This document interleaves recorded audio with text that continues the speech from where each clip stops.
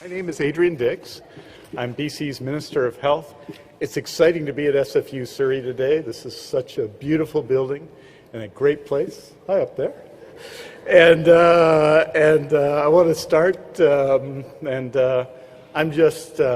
I'm generally fired up, but I am unbelievably fired up about today's announcement, which I think is going to help our province for 5, 10, 50 years, 100 years before us. So I am pleased to be here today, pleased to be here on the territories of the Coast Salish people, including the Kwantlen, the Katzie, the Semiahmoo, Coquitlam, the Kakite, and of course the Tsawwassen First Nations. It's good to be here.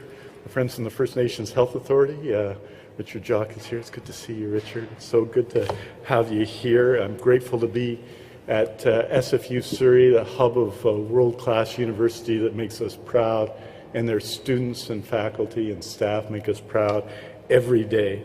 I want to, first of all, present to you who is going to be speaking today, of course, and first will be Premier David Eby, Minister of Advanced Education and Skills Training, Ann Kang, SFU President and Vice Chancellor Joy Johnson. How about that? SFU Master of Public Health student Sherry Sandhu. No pressure, Sherry. No pressure. I just want you to know it's going to be fantastic. We've got other people here, my colleagues from the legislature, Surrey MLAs, fierce advocates for healthcare and for the people of Surrey. Jagrup Brar is here, Ginny Sims is here, Gary Begg is here, Bruce Ralston is here in spirit. And since today is so much part of what Bruce has advocated for this place for so long, we think about his role today. It's great to have the new Mayor of Surrey here, Brenda Locke. Hi, Brenda. Your Worship. I'm supposed to call you Your Worship, right? I got to get used to that. But we can still say Adrian and Brenda, can we? Absolutely. So it's wonderful to be here. This is a great day. It's a great announcement. It's my honor to introduce Premier David Eby.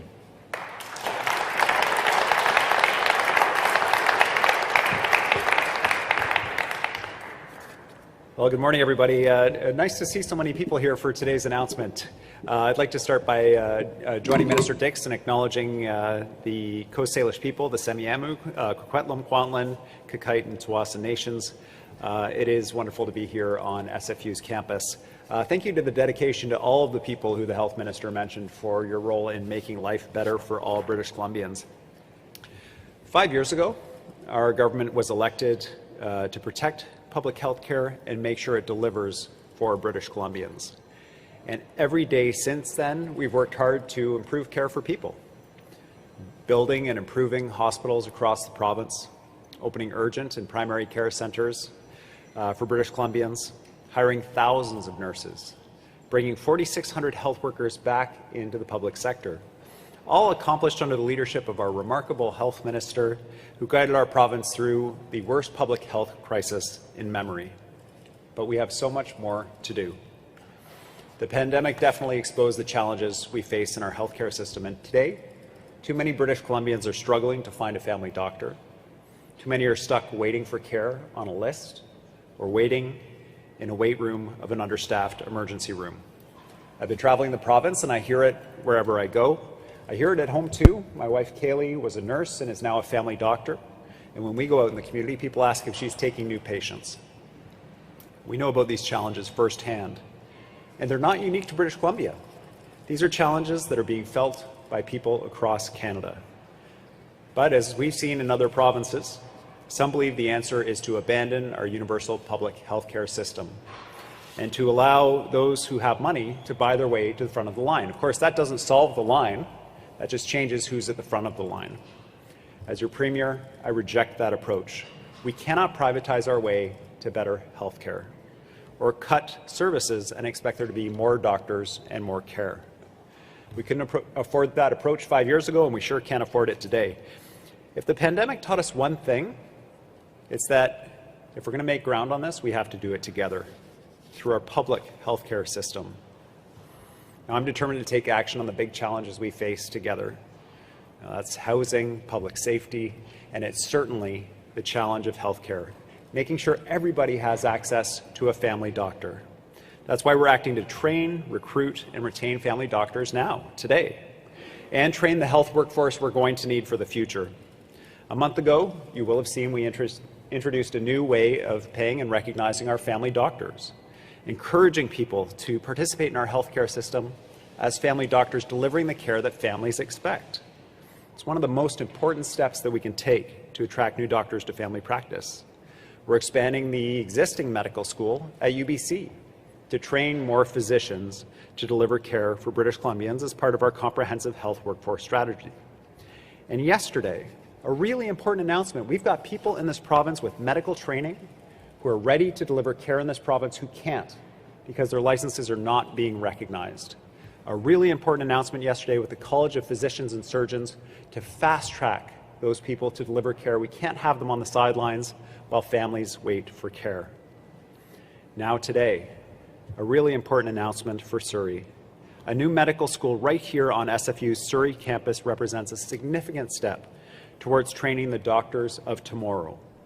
I'm pleased to announce the hiring of an interim dean and an investment of $4.9 million in startup funding for the new medical school.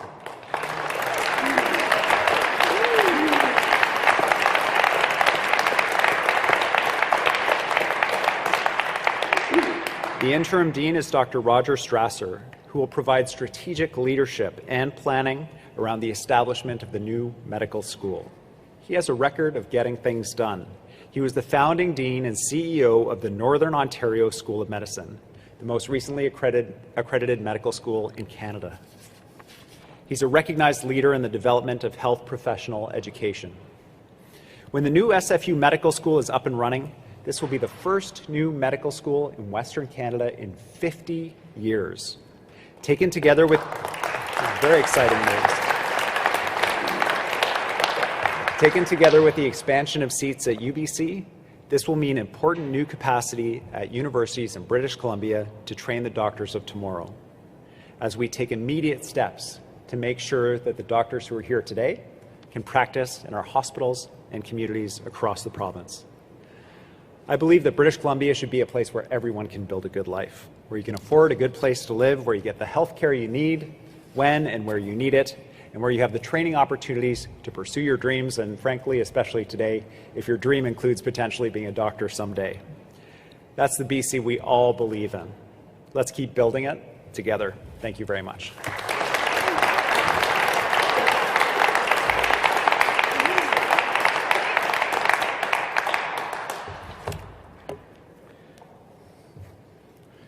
Wow. Well, we've been, some people in this place have been wanting to do this for a long time. And I'm one of them. So I'm pretty happy today. And I think one of the people who has been instrumental in making this happen, I won't say that having a Minister of Advanced Education from Burnaby is good for SFU. I will say having Ann Kang as Minister of Advanced Education has made a huge difference for people across our province and for this project, and it's my honor to introduce her to speak now.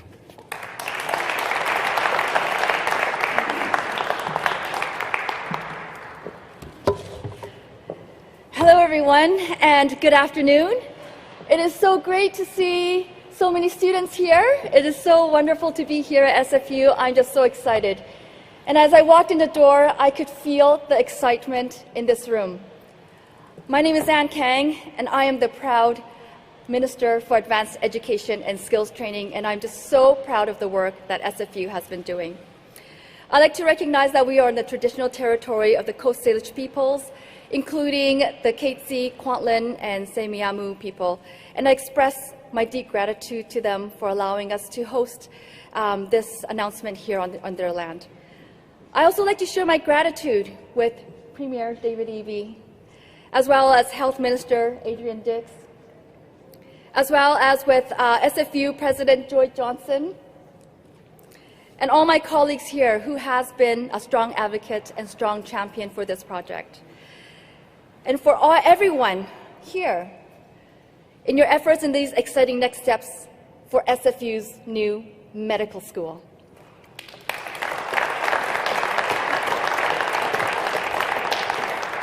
I also especially would like to extend that gratitude to Dr. Roger Strasser as well for providing his incredible expertise and strategic leadership in planning of this new medical school. It takes a team to get here, and we're all here working together collaboratively on this. We're focused on training and educating a new generation of healthcare workers to support families in BC now and well into the future. This is an exciting and significant step forward today, and the new SFU Medical School in Surrey will focus on training more doctors prepared to meet the healthcare needs of BC families. Reciprocity, cultural safety, humility will be embedded throughout the school along with First Nations, Inuit, and Métis knowledge system and perspectives.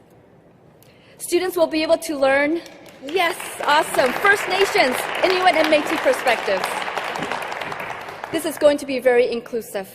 And students will be able to learn the team-based primary care settings that are patient-centered. This environment will enable students to become primary care providers and specialists that can deliver quality care across communities and all populations across British Columbia. This work that we're doing will help meet the growing demand for physicians in British Columbia over the longer term and train the next generation of doctors.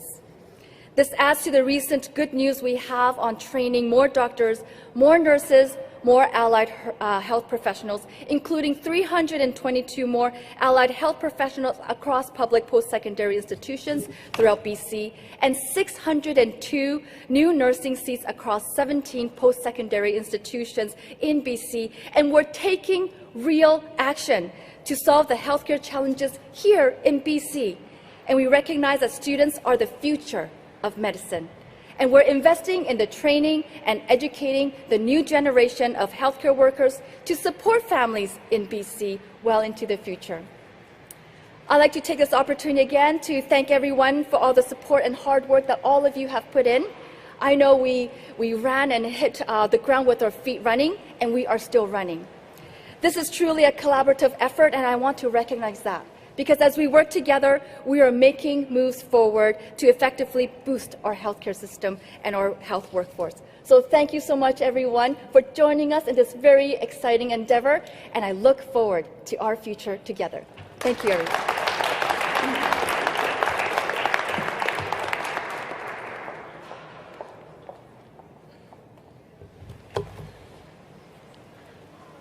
Thank you, Minister Kang. And it's a pretty exciting day, you know. It wasn't so long ago, you know, we were having coffee about this, and you're riding in Burnaby, so there you go. It's wonderful, and thank Minister Ann Kang for her exceptional work on this project. I want to introduce over my left shoulder, he's always on my left, he's one of the few people always on my left, Minister Harry Baines, the Labour Minister, the MLA for Surrey Newton. There he is. You know, perhaps SFU will have a program in MC training, and then I'll remember to introduce Harry next time at the beginning. And my friend Anita Huberman from the Surrey Board of Trade, who's with us as well, who demonstrates the support of this whole community for the healthcare needs of people in Surrey and their essential role in all elements of Surrey life. Obviously, as Minister Kang has said, this is a collaborative effort. And it's my honor now to introduce one of the key players in that effort, Joy Johnson, the President and Vice Chancellor of Simon Fraser University.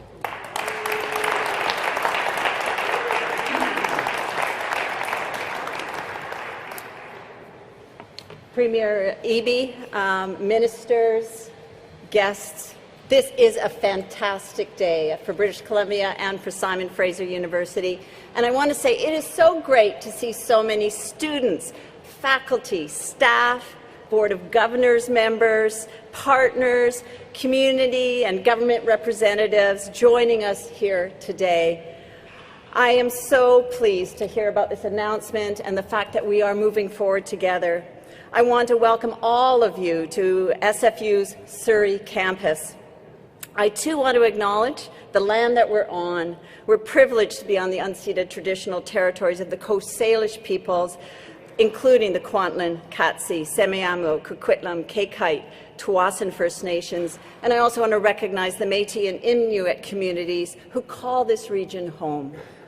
From our very beginning, more than half a century ago, SFU has worked to make life better for the communities that we serve. SFU Surrey campus is a tribute to that vision.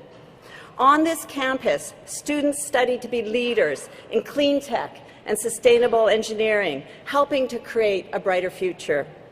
On this campus, students are learning to be leaders, working on cutting-edge areas such as quantum computing, agri-tech, and public health. And through community partnerships of all kinds, our faculty, our staff, and our students are making a difference for the people of Surrey and beyond. For these and for so many other reasons, we are proud to call SFU Canada's engaged university. And we are delighted to be home to British Columbia's new medical school.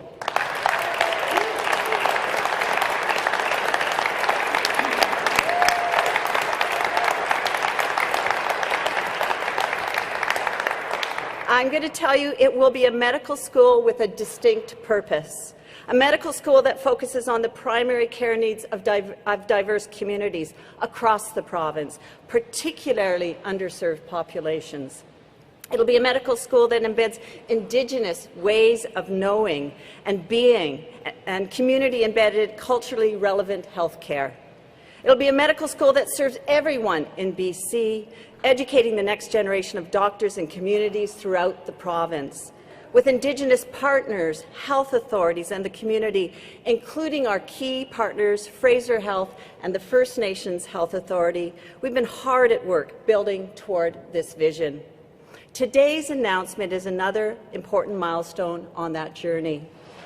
Our new interim dean that you've heard about, Dr. Roger Strasser, is a leader in the field. Dr. Strasser is someone with enormous experience in Canada and around the world delivering socially accountable medical education. And so among his many academic and professional accomplishments, Dr. Strasser also is a former member of the Committee on Accreditation and Canadian Medical Schools. So we are in good hands. We're lucky to have him, and we're extremely excited to welcome him to Simon Fraser University. So I want to express my heartfelt gratitude to our new Premier for demonstrating his support for the new medical school and to the Minister of Health and Advanced Education and Skills Training for the vision and tenacity for moving it forward. They are joined by people across this community and province who believe that strong public health is a right shared by all, a responsibility that we owe to each other. And I can promise you that everyone at SFU will continue working as hard as we can to help fulfill that promise. So thank you ever so much for being here today.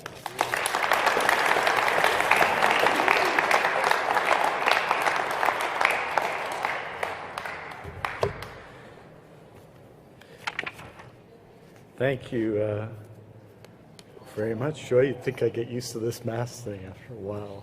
Thank you. I wanted to, I know that the leadership of SFU is so much part of this, will play, I think, such an important role in this part of our healthcare system. I appreciate, in particular, the President's leadership in this matter and all the work she's done. Now we come to our final speaker. There's no pressure here at all, Sherry. No pressure at all. We have, I think, at this university, such a dynamic and remarkable student body, students who are leading our province now and will lead our province for decades to come. And so it's my honor to introduce SFU Masters of Public Health student Sherry Sandu to say a few words. Sherry.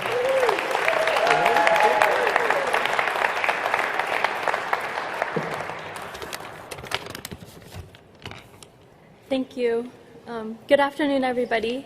My name is Sherry Sandu, and I'm honored to be speaking on behalf of the many young British Columbians who share the same dream as me, to serve our community.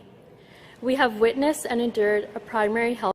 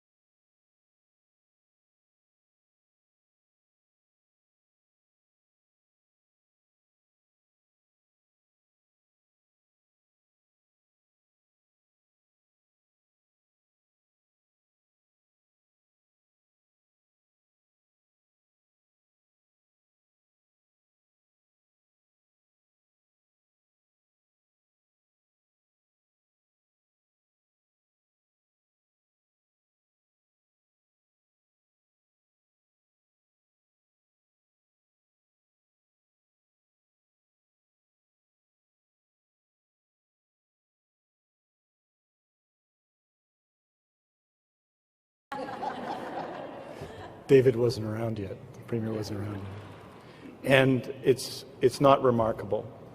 It is remarkable, I think, and important that it's here in Surrey that it'll be headquarters. Surrey is going to be our largest community, but is already the center of so much dynamism in BC life, economic and cultural and political dynamism in this community. What's happening here is profound and remarkable. And having this medical school here will be part of a vibrant community that's going to make a huge difference for future generations in our province. We're so proud, I'm so proud of our Premier and our Minister of Advanced Education for pursuing and making this proposal happen. So proud of SFU, I'm so proud of the people of Surrey who have done exceptional things in a time of pandemic and healthcare to support one another, to help one another. We have, at different times, had to stand up extraordinary care in this community. And our healthcare workers and our people in this community have made an enormous difference every day. This promises an even brighter future for Surrey. Having a medical school here, having our second hospital here, having more long-term care here, increasing primary care here, all of those things promise a better future. But today is a day of real celebration. I want to thank you all for coming. And now we're at the most exciting part of our presentation today. I'm going to invite Premier Eby back to the stage for the interactive portions, to take questions from the media. Premier Eby.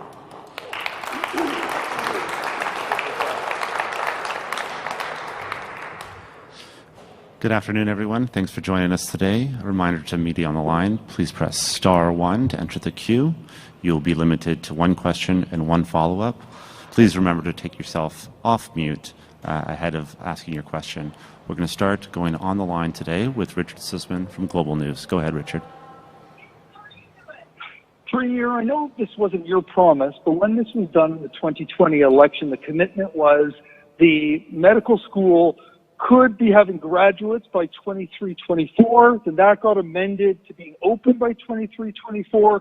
Now it's delayed to 2026. Can you explain why we're seeing this delay, and are you worried that this means we won't get new doctors from this facility into the system until potentially 2029 or 2030? Well, as you heard, this is the first new medical school in Western Canada in 50 years. There are considerable logistics behind setting up a new medical school and doing it properly.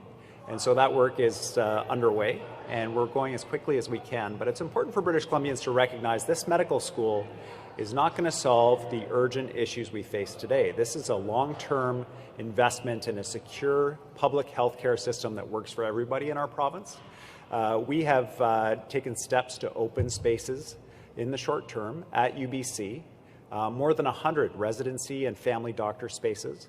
An announcement yesterday about getting those people with international experience, international training off the sidelines and into our hospitals, into our communities, delivering care as quickly as possible. This is one part of an array of strategies to respond to the healthcare crisis the British Columbians are facing right now. Richard, would you like to take a follow-up? Yes. By the time we hit, first off, what's your estimation for when we'll actually have graduates from this school and how many? And you mentioned it's not the full fix, but by 2030, the estimations are that 40% of doctors will have retired. What percentage of that do you hope to make up through this new school? This announcement today is in part around funding related to business case, the planning around the number of students and the delivery of the education work that's going to happen at this important brand new medical school here in Surrey. And so that work is underway. Our understanding and expectation is that students will be commencing in 26 and graduating with the first doctors coming to the system by 30. And it's important to know that when we're looking for the doctors of the future, it's through the medical school we have right now at UBC. It's through the internationally trained graduates, the people who have experience who are outside of the system. We need those folks on the front lines of the healthcare system immediately.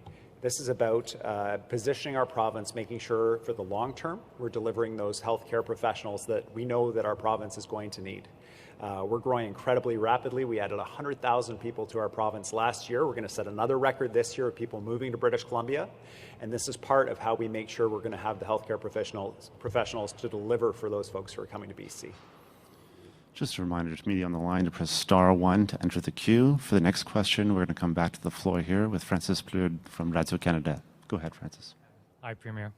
My question would be for Minister Dix in French, so you get a bit of a break. Yes, sir. Bonjour. Bonjour, Monsieur le Ministre.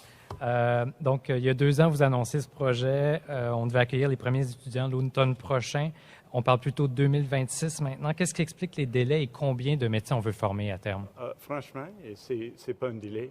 J'étais le chef du nouveau Parti démocratique en 2011, 2012, 2013, et j'ai présenté la nécessité d'avoir une deuxième école pour des nouvelles médecins dans la province. La chose qui était entre nous et une réussite, c'était le gouvernement de l'époque. Donc, on avait un gouvernement qui s'opposait à ce programme, à SFU, à cet effort, à ces ambitions. Donc, si on avait un autre gouvernement à l'époque, j'ai perdu l'élection, bien entendu, on aurait une école ici aujourd'hui. Mais cela est le passé. On va avoir une école pour les prochaines 50 ans, 60 ans, 100 ans. Et on commence aujourd'hui avec un nouveau dean de cette école qui va, et je pense qu'une transformation de l'éducation pour des médecins dans la province. Le rôle de UBC est important aussi. 128 nouveaux sièges à UBC, ce qui est quand même un accroissement important.